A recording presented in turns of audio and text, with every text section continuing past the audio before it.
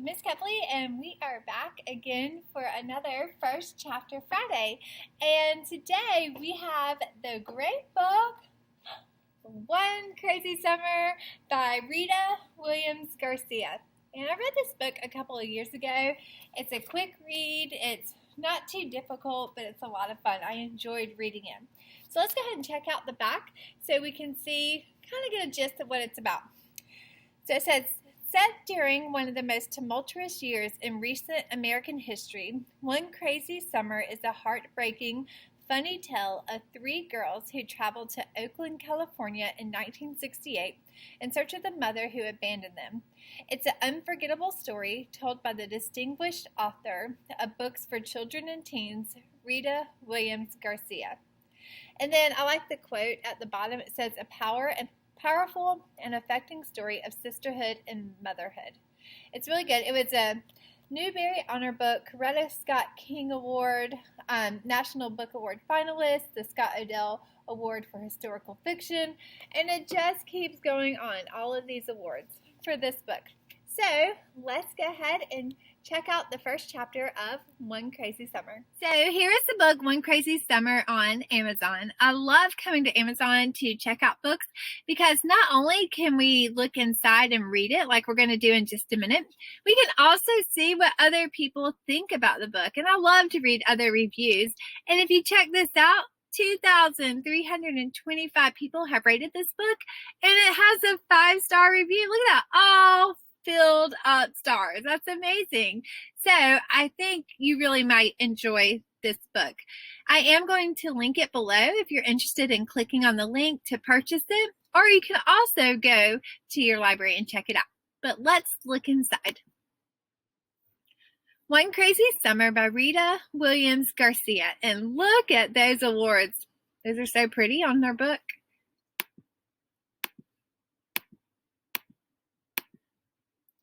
Cassius Clay Clouds.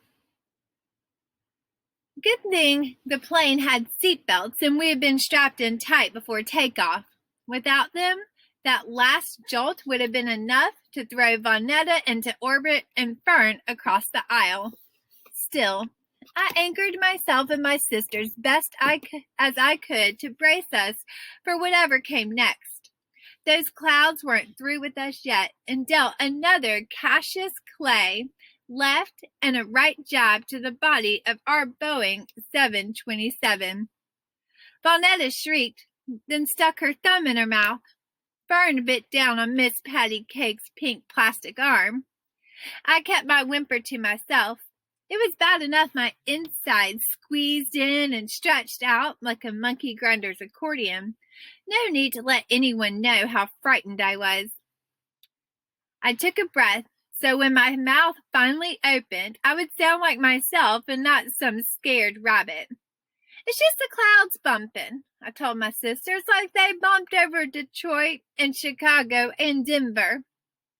Vonetta pulled her thumb out of her mouth and put her head in her lap.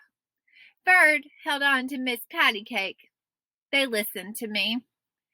We push our way up in the clouds, and the clouds get mad and push back, like you and Fern fighting over red and gold crayons. I didn't know about clouds fighting and pushing for a fact, but I had to tell my sisters something. As long as Vonetta kept her fear to one shriek and Fern kept hers to biting Miss Patty Cake, I kept on spinning straw, making everything all right. That's mainly what I do, keep Vonetta and Fern in line. The last thing Pa and Big Ma wanted to hear was how we made a grand Negro spectacle of ourselves 30,000 feet up in the air around all these white people. You know how Papa is, I told them. No way he would put us on a plane if it were dangerous. They halfway believed me. Just as I had that soft plastic arm out of Fern's mouth, those Cassius Clay fighting clouds threw our 727 another jab. Big Ma, that's Pa's mother, still says Cassius Clay. Pa says Muhammad Ali or just Ali.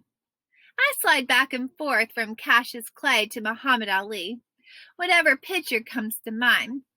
With Cassius Clay, you hear the clash of fists, like the plane getting jabbed and punched. With Muhammad Ali, you see a mighty mountain greater than Everest, and can't no one knock down a mountain. All the way to the airport, Pa had tried to act like he was dropping off 3 sacks of wash at the laundromat. I had seen through Pa. He's no Vonetta putting on performances. He has only 1 or 2 faces. Nothing hidden, nothing exaggerated. Even though it had been his idea that we fly out to Oakland to see Cecile, Pa never once said how exciting our trip would be. He just said that seeing Cecile was something whose time had come, that it had to be done. Just because he decided it was time for us to see her didn't mean he wanted us to go. My sisters and I had stayed up practically all night California dreaming about what seemed like the other side of the world. We saw ourselves riding wild waves on surfboards, picking oranges and apples off fruit trees, filling our autograph books with signatures from movie stars we would see in soda shops. Even better, we saw ourselves going to Disneyland. We had watched airplanes lift up and fly off into the blue sky as we neared the airport. Every time another airliner flew overhead, leaving a trail of white and gray smoke, Big Ma fanned herself and asked, "Jesus, why?" Big Ma had kept quiet long enough. Once inside the terminal, she let it all hang out. She told Paul, "I don't mind saying it, but this isn't right. Coming out to Idlewild and putting these girls on a plane so Cecile can see what she left behind. If she wants to see, let her get on a plane and fly out to New York." Big Ma doesn't care if President Kennedy's face is on the $50 or if the airport is now officially named after him. She calls the airport by its old name, Idlewild. Don't get me wrong, Big Ma was as mad and sad as anyone when they killed the president. It's change she has no pity on. However things are stamped in Big Ma's mind is how they will be, now and forever. Idlewild will never be JFK, and Cassius Clay will never be Muhammad Ali. Cecile will never be anything other than Cecile. I can't say I blamed Big Ma for feeling the way she did. I certainly didn't forgive Cecile. When Cecile left, Fern wasn't on the bottle. Vonetta could walk, but wanted to be picked up. I was 4, going on 5. Pa wasn't sick, but he wasn't doing well either. That was when Big Ma came up from Alabama to see about us. Even though Big Ma read her scripture daily, she hadn't considered forgiveness where Cecile was concerned. Cecile wasn't what the Bible meant when it spoke of love and forgiveness, only judgment. And believe me, Big Ma had plenty of judgment for Cecile. So even if Cecile showed up on Papa's welcome mat, Big Ma wouldn't swing the front door open. That was why Pa had put us on a plane to Oakland. Either Cecile wouldn't come back to Brooklyn, or she wasn't welcome. Honestly, I don't think Pa could choose between Big Ma and Cecile, even after Cecile left him and us. Even after Cecile proved Big Ma right. How can you send them to Oakland? Oakland's nothing but a boiling pot of trouble cooking all them riots. Pa has a respectful way of ignoring Big Ma. I wanted to smile. He's good at it. A shrill voice had announced the departing flight to Oakland. All 3 of us had butterflies. Our first airplane ride, way up above Brooklyn, above New York, above the world. Although I could at least keep still, Vonetta and Fern stamped their feet like holy rollers at a revival meeting. Big Ma had grabbed them by the first scruff of fabric she could get a hold of, bent down, and told them to act right. There weren't too many of us in the waiting area, and too many of them were staring. I had taken a quick count out of habit. Vonetta, Fern, and I were the only Negro children.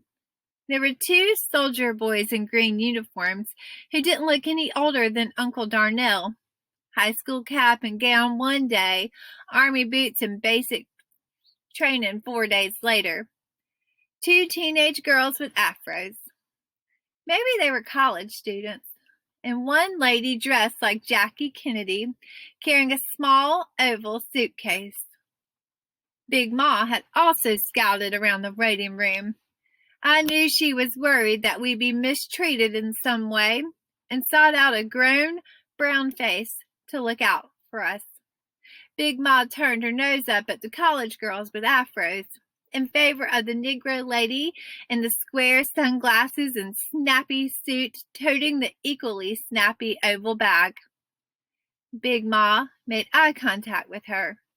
When we lined up, she told the Negro Jackie Kennedy, "These my grandbabies. You look out for them, you hear?"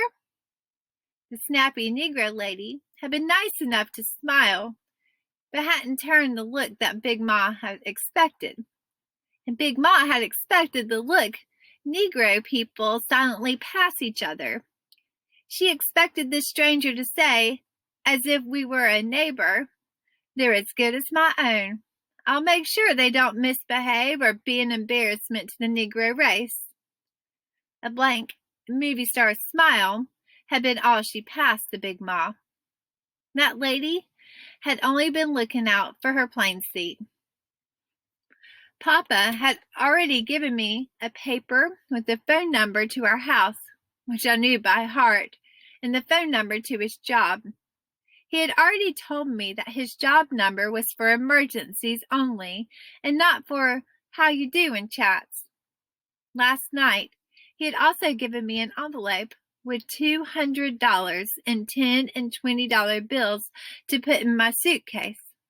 Instead, I folded the bills and stuffed them in my tennis shoe before we left Herkimer Street. Walking on that mound of money felt weird at first, but at least I knew that money was safe. Papa had kissed Vonetta and Fern and told me to look after my sisters. Even though looking after them would have been nothing new, I kissed him and said, "I will, Papa." When the line to the ticket taker had begun to move, Big Ma had gotten teary and mushed us up in her loose-fitting violet and green muumuu dress. "Better come on and get me some lovin' now." She hadn't had to finish the rest of about how this might be the last time in a long while for kissing and hugging. A flash of memory told me Cecile wasn't one for kissing and hugging.